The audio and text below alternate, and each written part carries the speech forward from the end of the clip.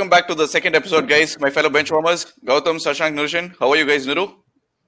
I'm good, bro. How are you? Okay. Good to see you guys all back. Been 3 days since we uploaded the last episode. I think we're getting some good reviews so far. Hopefully, we can keep this on.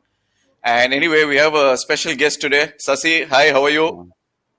I'm pretty good. Privileged to be the first guest of your Yeah, podcast. exactly. So that's what I wanted to touch on. So, is this the first time you're also on a podcast? It was the first time. Okay. Yeah. Good to know. So, are you excited like us? I'm really excited. Can you see? I'm so excited. I forgot to change the drapers. The rapers. Okay, anyway. So, guys, welcome again. And I think with that, we'll kickstart our second episode. So, we're having 4 segments again this week. Segment 1 will be the Gameweek Rundown of the matches from the previous week, the ones which are finished up to the date of recording. And second segment, we'll have a match analysis where we get a look into some of the key games which has happened and the predictions we made and all the basic stuff. And then we have a new segment this time, Fantasy Premier League. So we always have a lot of banter within us regarding the fantasy, and I think this time it's going to be good. Sashank, you seem to be having a comment. Usually the banter is on you, VK. That's why. But I think at the moment I'm still ahead of you, so I'll save that up for later. And yeah, finally we'll have Fergie Time like always. So guys, anyway, so let's get started. So now let's start with the first segment, Gameweek Rundown.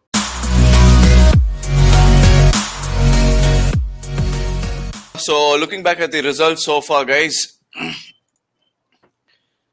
Fulham have lost to Arsenal in the opening game week, and I think it's good. It's a good start to Arsenal having an away win. That was the first game of the season, a surprising thing. But let's hope that for your sake that it goes on. And again, we have another upset, or I think not the favourite team to win. Crystal Palace beating Southampton 1-0.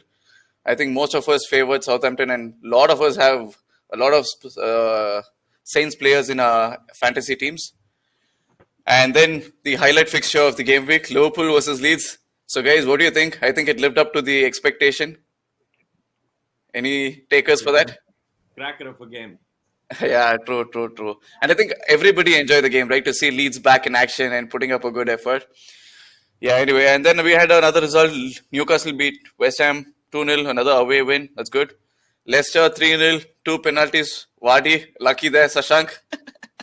And yeah, the Spurs-Everton game is going on as we record, but Everton are leading 1-0. And I think they're going to hold on to the lead. But Spurs at the moment are attacking. So let's see. And with that, guys, let's move on to the second segment where we have a look into it. Match analysis.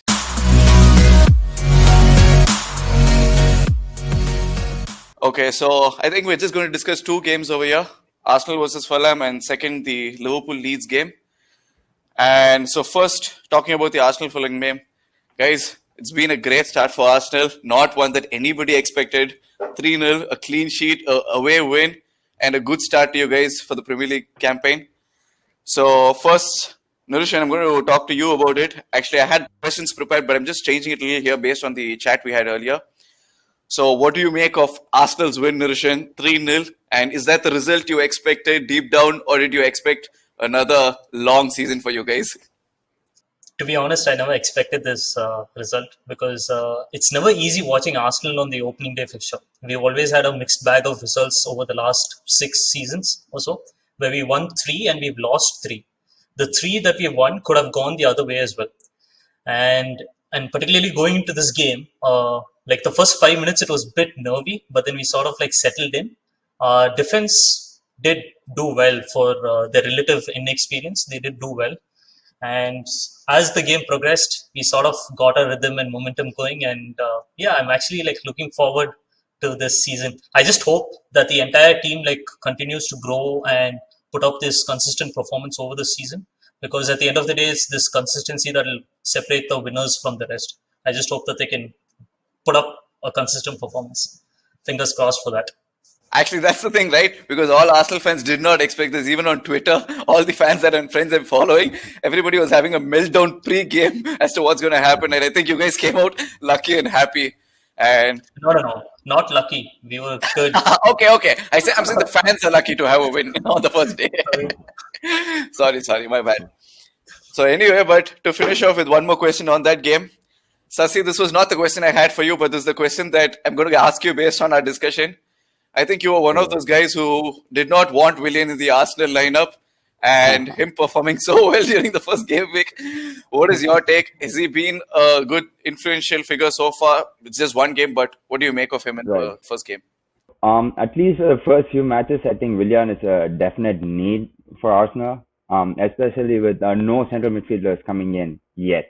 Because Arsenal have always had a problem of shipping out deadwood. So we can't buy midfielders without shipping out a few players, and we are incapable of doing that apparently. So unless we get some creativity in midfield, I think I'm going to change my opinion on Willian because we need him. Without any creativity, I was expecting a couple of signings, to be honest. With all the hoopla and all the sounds that were coming out of Arsenal, I was expecting a few more players. But that's it. Right now, he's playing well. I'm happy. I'm happy to be wrong. I'm happy to be wrong. A 3-0 win, I'll take it any day. Okay, good to know that. And actually, just before I move on, I noticed that Sashank and Gautam had something to say. So, Sashank, what was that you wanted to say based on Sasi's comments? No, I think Gautam wanted to say something. Okay, Gautam. No, for me, it's just been like, thing is, like, a lot of people, even I was actually disappointed to see Willian move to Arsenal, but at the same time, I knew what he could bring into a team like Arsenal, the quality that he possesses, the things that he can dramatically change the game from 0 to 100. We've seen moments like that. We've seen him do this year in, year out for Chelsea. So I always thought he's going to be a good value-added signing to Arsenal, especially when he's not really costing too much, to a team like Arsenal. Yeah, I think more so it was about how the club looked outside, because you're signing players. You just fired your scouting department, and you're signing players from the same agent. It looks like shady business. Right? Already, like the owners don't talk enough, and already the fans are on. They're on the bad side of the fans. So the more you do businesses with these kind of people, the more questionable the reputation of the club and the character of the people who own it comes into question. But no, Willian's quality was never in the question. But we have like 6 young attacking players. Why invest so much money into a player who's like 32 years old? That was the question I always had. So actually, personally for me, Sasi, based on what you said, I think this is the buy that you actually needed when we discussed earlier on regarding the transfer business of Arsenal, like you mentioned. So you guys have always been buying players who are going to be potential investments or potential match winners. You don't have these set guys with characters today. And I think Willian is going to be one of those guys who's going to be performing well for you guys for the first season, at least, if lucky, even another season. And I'm sure he's going to contribute at least to 5 to 6 wins for you just this season. And I think that's that for a talk on Arsenal, Fulham, and Willian in specific. So let's move on to the second game, guys. Liverpool versus Leeds. Cracker of a game, Gautam, as you mentioned. So the defending champions have started off with a win. Do you think it was a convincing win, or do you think that Liverpool are just still rocking a little? So one thing that's never in question is the Liverpool winning mentality, right? That they carried on for the entire 90 minutes. But then what I'd like to talk about is the focus of a team from Championship putting up a tough fight against the Premier League winners, at the same time battling them out in terms of possession. So that actually shows that irrespective of how big of a team you are, year in, year out, you need to be consistently improving. So if you look at the Liverpool side from the previous season, that they have not made any significant signings to actually bolster their midfield. This is a conversation that we were all having about the depth of the Liverpool midfield. But also, if you're specifically looking into the whole Leeds play, right? Leeds play, tactically, they are super aggressive in terms of pressing. And in terms of the whole Liverpool-Leeds game, we saw that it was a 7-game thriller. For any neutral fan, it's a good game to watch. But for me, one thing that it is very, I would say, on the hindsight, is that the Liverpool defense has its frailties, which was not exposed last year. Last season, correct. And right now, with the whole entire Premier League actually bolstering their squad with like transfer week in, week out, especially Chelsea too. So in terms of attacking players that we're trying to bring in, so every team has actually improved on that front. So I feel like this year, the gap between Liverpool and rest of the Premier League clubs will not be as significant as it was in the previous season. So Campaign, yeah. that's my true take on it. And also it shows character for the Leeds United team, that they are here to stay, and it was legit that 17-year gap was just behind them. So I believe this whole Marcelo Bielsa team, they have so much to offer, and they're only going to improve. Good. So actually, based on what you said last season, even Liverpool, they had the number of wins by a team to have by just 1 goal margin. So that was what was their key success. And yes, there were times when even the opponents played into them and gave them that lucky goal or a good chance to score, and they did take the opportunity. That was what was about them last season. So yes, good for Liverpool, but let's hope that they don't keep this up, because we want an interesting title race this year, not like last year. And to wind up with that fixture, Sashank, I have 2 questions for you. What is your first impression on Leeds, and do you think that they'll finish in the top half of the table?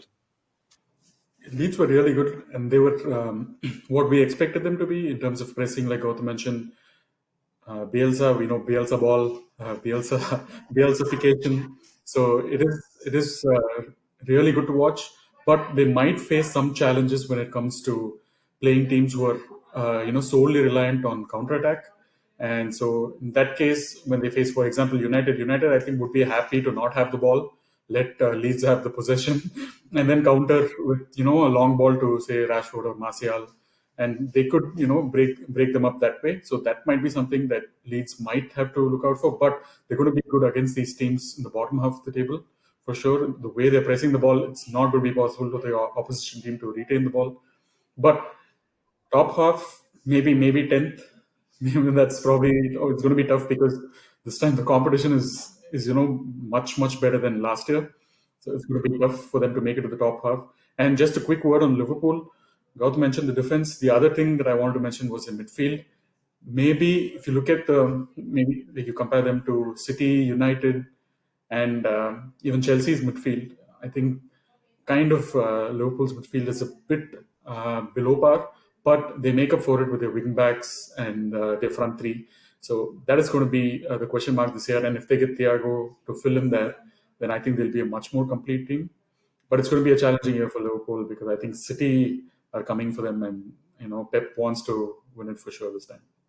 Good. I think you're right. That thing that Pep is going to want to win it just to prove his mettle and everything. But I'm hoping that Chelsea can actually also be a part of that title race, because we do need to start seeing those wider teams compete with them rather than just a 2-horse race. And so, yeah, with that, I think let's wind up with that fixture and also the segment. And moving on now, guys, segment number 3, Fantasy Premier League.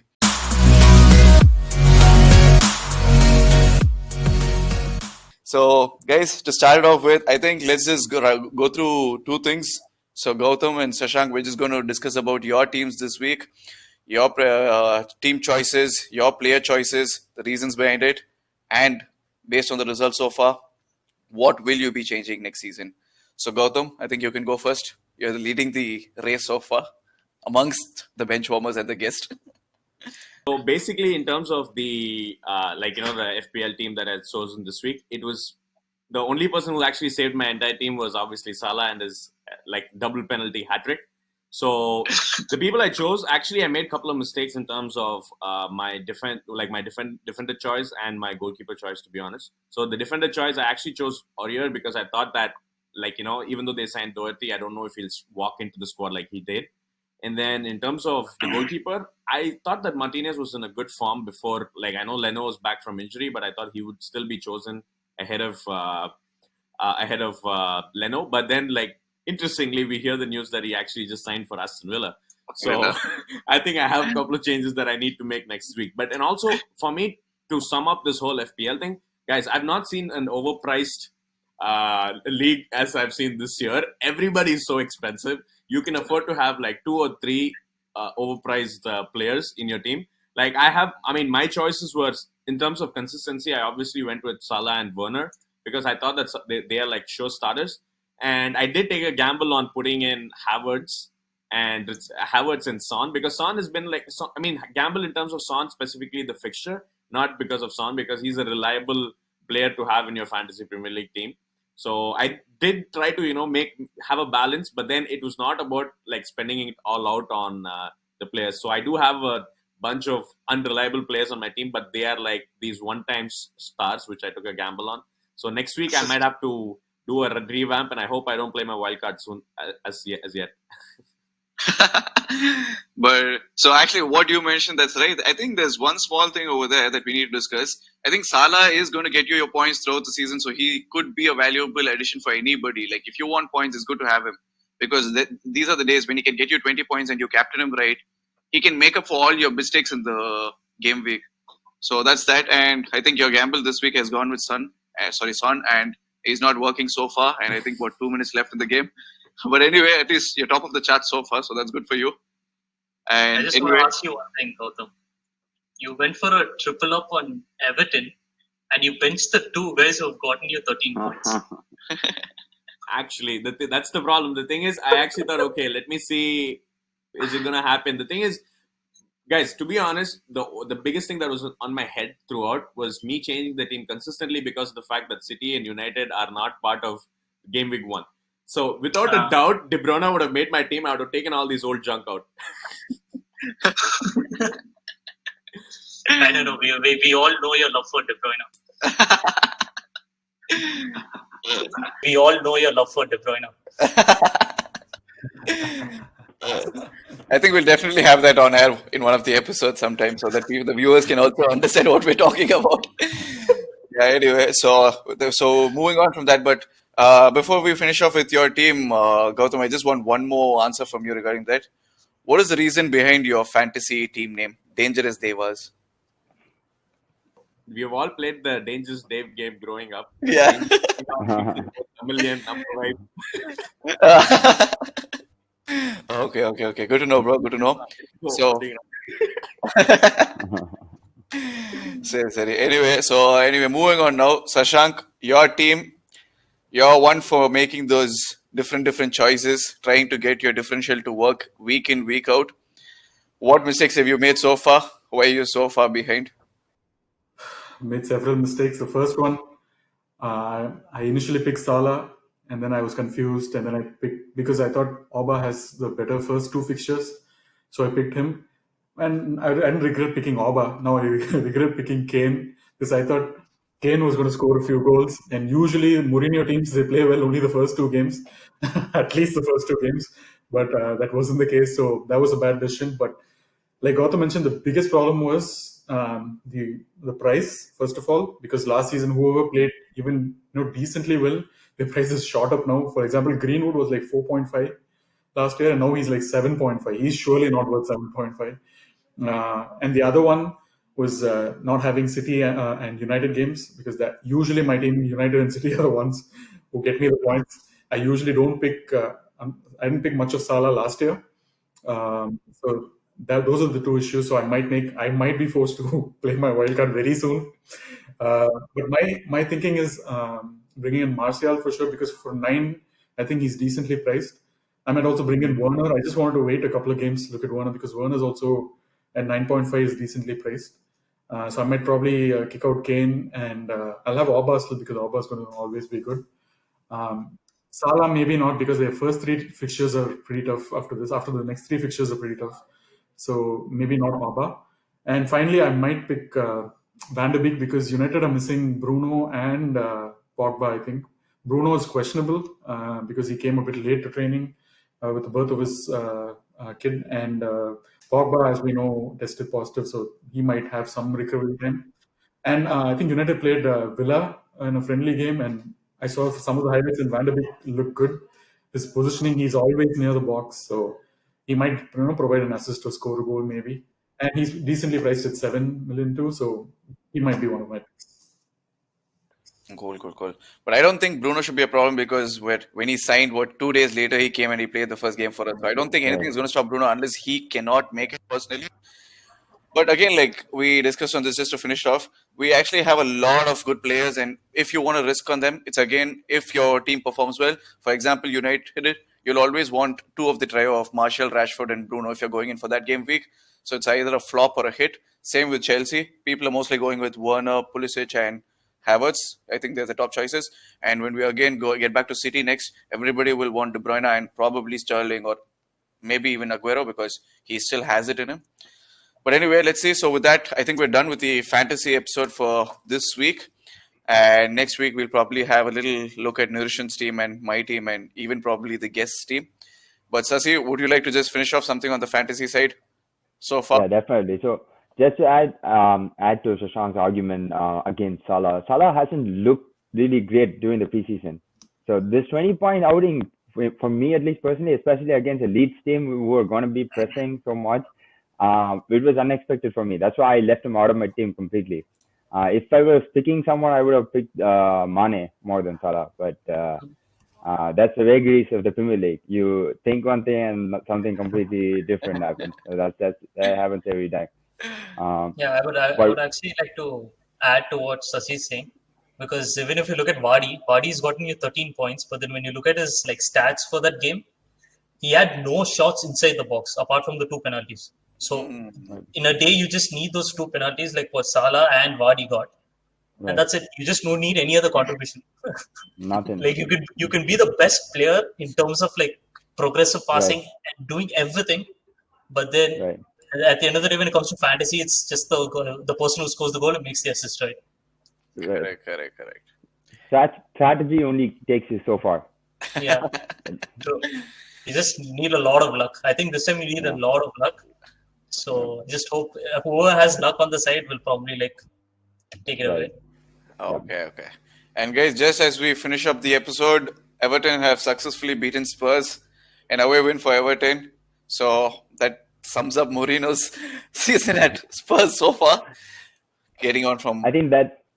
I think that's one thing we all can agree with. We all hate Mourinho, right? No. We're actually a lot of Mourinho fans. You're fanboys also at times. Yeah. Come on, Sashank. I like Mourinho's personality, but as a manager, it's tough because every club, the way he leaves, every club, it's pretty obvious that he doesn't do a good job at the end. But of course, he's a great personality. I never get bored of watching him, and that's proven even more with the latest documentary. So, I wish we had a look at the dressing room after this game. Okay, if there's another show on them, then you'll get that glimpse, Sashank. But anyway, with that, guys, let's wind up this and let's move on to the final segment. Fergie Time, boys.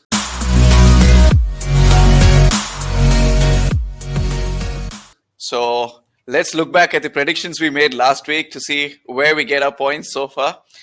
Gautam, Arsenal 2-0. You went for for the right result, but you missed on the bonus points. 3-0 was the scoreline that you had. Sorry, 2-0 was the scoreline that you had mentioned, but 3-0. So moving on from that, I predicted 2-1 to Liverpool. Again, missed out on the margin of 1 goal. So 4-3 to Liverpool. So Nirushan, no points for you. Being an Arsenal fan and choosing Spurs to win, odd choice. This is why you should go with your gut. You shouldn't go with your brains always. So I just want to state something. I was brainwashed by the All or Nothing documentary that I saw. Just before I came into making that prediction, I watched an episode and I was brainwashed. Anyway, no points for you there. Sashank, you still have time to get the bonus points. You'll probably be getting them. You're the only person to get the bonus points. You've gone for 0-0 for the Sheffield versus Wolves game. Late game. Let's see how that fares. Anyway, guys, so this week we've got the full fixtures. All the teams are in action. And we have 10 games, but I'm just going to go through the games that we're going to be predicting. Nirushan, you can go first here. What is your result for the Wolves versus City game? That's actually very difficult. I think City would win. City would win 2-1. Okay, 2-1 to City. Let's see. And Gautam, I think this is going to be the obvious fixture for me to ask you. But let's see where you lead with this because we've not seen Chelsea play yet at the moment. Chelsea versus Liverpool. To go with the 1-1 draw. Okay. And the reason behind that? Reason behind that is that we've seen Liverpool's Short defensive shortcomings, and also we are bolstered in attack. So let's see. Honestly, it all depends on tomorrow's game, guys. Please let me know if I can call you back and change my prediction after tomorrow. No. That won't be allowed. And anyway, our guest Sasi, what's your take on the United versus Crystal Palace game? Just give us the result and the team. Right. I have faith in United. I'm gonna go with the 2-0 Okay, clean sheet for also. United. Yeah. Not the one that I think we can expect, but let's see. Anyway, yeah, Sashank, again another tricky fixture for you. I think you're going to be the one to get all the hard predictions. Leicester versus Burnley. This is also going to be a tough one because Burnley are usually good. But just for the sake of my fantasy team, I'm going with Leicester. I'm hoping for another Vardy masterclass. So I'll say 2-0 to Okay, I think I'll take the 2-0, but are you seriously telling me that today was a Vardy masterclass? To say again a Vardy masterclass? See, fantasy, as long as you get more than 10 points, is a masterclass. That's true. I survived the last season with Bruno, like this only. So. Okay, guys. So with that, we've already had the questions for you guys. Do you guys want to throw a fixture at me? I Yes, do. we So can. the thing is, I don't think we discussed this last episode. What is the prediction for tomorrow's game, Chelsea Brighton? Nobody actually predicted that. I'm like actually keen on what do you guys think about the new squad? So you want to know what's the prediction for the upcoming game this game week? So that's my question. That's for you. Okay, I didn't expect that one. Okay, so I think it is a home game to Brighton, right? Okay, I'm going to go for a 3-1 Chelsea. Bro, at least in prediction, Werner hat-trick. sheet for Chelsea, bro. Come on.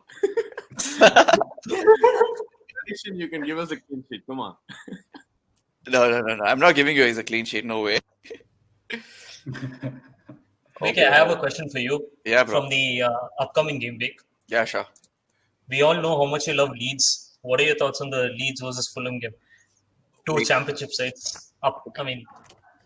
Recently promoted championship sides. Okay, so I don't think I can say I love Leeds. I'm just like I love the prospect that they're back, the vibe that they bring in, and how excited we all are. That I don't think any of us would, all the neutral fans would want just one team to win so much and have a good season. So with that, I think this is the perfect game for Leeds again. They can show that they're here to make here for some real business. They can get the win that they want. And Fulham, again, the second most favored team to be relegated. I think they're definitely not going to win after seeing their performance against Arsenal too. So Leeds, this is their chance. Get a win and build on that, and maybe have a consecutive few wins, and that'll be a good start to their campaign. So what's the scoreline? Yeah. Oh, okay? So is that a bonus question for me that I get two questions? Yeah. Okay, I'm going to go for.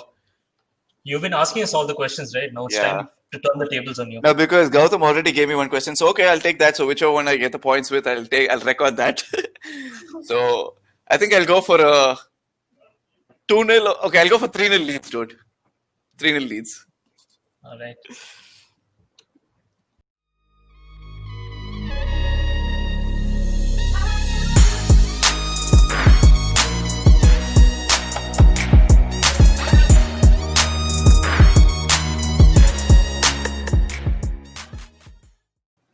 Okay, guys. So with that, I think it's time to wind up. We've gotten a little past our timing, but it's a good episode, fun episode. All of us pitched in with your views. Sasi, I'd like to thank you first. Thank you so much for making it. We tried to have you in last week due to the technical issues we couldn't, but I'm glad you were back here this week. And how does it feel? What did you make of the episode of the podcast? Oh, it was pretty good. I really wanted to come last week because Arsenal. I was really hopeful about Arsenal, but I made up for it this time. Thank you guys for having me. Sure. Glad to have you. And thank you so much. And we'll probably get you back here for another episode soon. And we might try to get you back again when Arsenal have a bad day so that we can see the real frustration of an Arsenal fan. And so to my fellow benchwarmers, Gautam, Nirish and Sashank, thank you guys. Good episode. We had a great discussion and I think we've been really active over the last couple of weeks for this, and we still have one more week to finish off with all our work in terms of pre-production, post-production, recording, and everything for the podcast. And is there something you guys would like to add before we leave? We're all doing this for fun, for the love of football, and just pure passion. So I it's just at the end of the day, it's just all of us discussing football on a live platform. That's about it. It could be over a phone call or a WhatsApp text. So I'm happy that we all finally got this up and running. And actually, when I shared this with my friends, they were also super keen, especially Sasi was super excited to jump in on board. So I'm sure that we all have friends who are interested and willing to actually be part of something like this, because we all love the game and we all watch it week in, week out. It's something that we would like to share at the end of the day. Okay. So, and anyway, coming back now to the viewers finally. Thank you guys for watching our episode once again. And we are open to having guests week in, week out. So if you'd like to be a part of our show, please drop in a comment below and we'll hit you up and we can have you on the episode. So, guys, thank you so much and see you guys.